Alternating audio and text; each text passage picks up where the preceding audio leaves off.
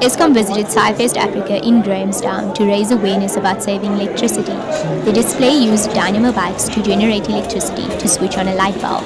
The aim here was to prove that regular light bulbs use more electricity than energy-efficient ones. This is just one of the ways that Eskom is encouraging consumers to save electricity in an attempt to keep up with the rising demand for electricity. Eskom generates approximately 95% of the electricity used in South Africa, making them the monopoly supplier of electricity.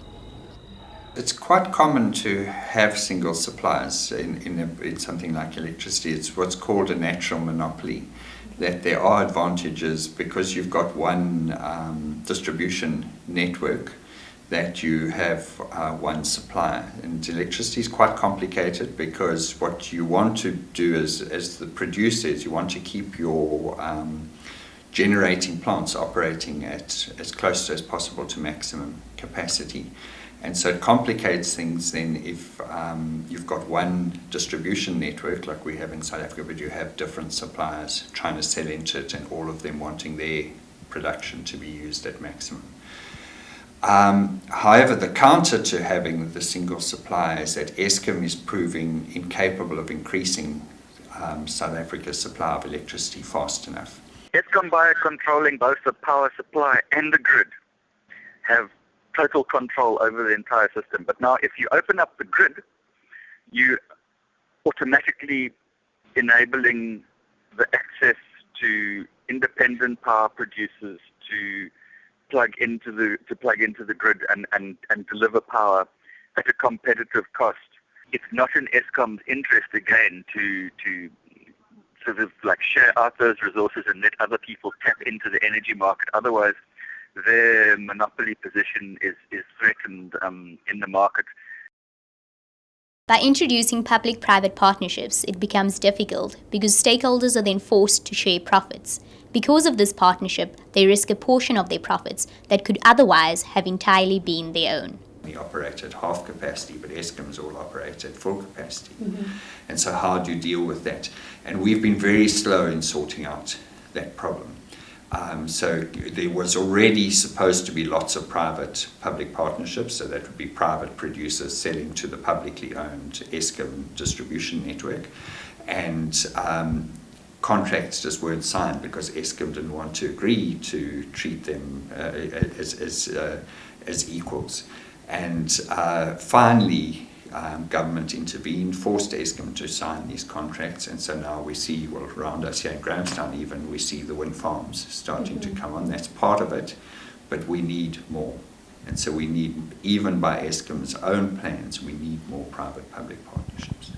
Ashton explains that because Eskom has monopoly over electricity, one of the issues that arise is that of accountability. No, we certainly don't hold Eskom accountable enough, but it's very difficult to hold them accountable in that there is no mechanism as such to hold Eskom accountable. It's really an unaccountable, hidden corporation that one cannot really hold to accountability.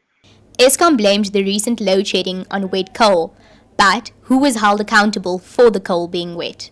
That is certainly, yes, they don't hold themselves accountable in that their contractual obligations, the contracts that they negotiate with their coal suppliers, for instance, are not strong enough to actually hold the contracted parties fully responsible. So if the company basically supplies them with a product that is not sufficiently suited to the purpose, if the coal, for instance, is wet, what penalties, for instance, we have to ask what penalties were charged to BHP Billiton Coal when they delivered wet coal.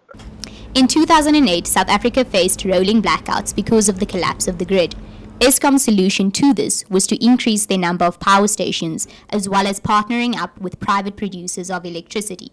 But now, only 6 years after this collapse, South Africa faced load shedding again, a sign that Eskom is still not able to cope with the increase in electricity demand. This calls for more effective solutions.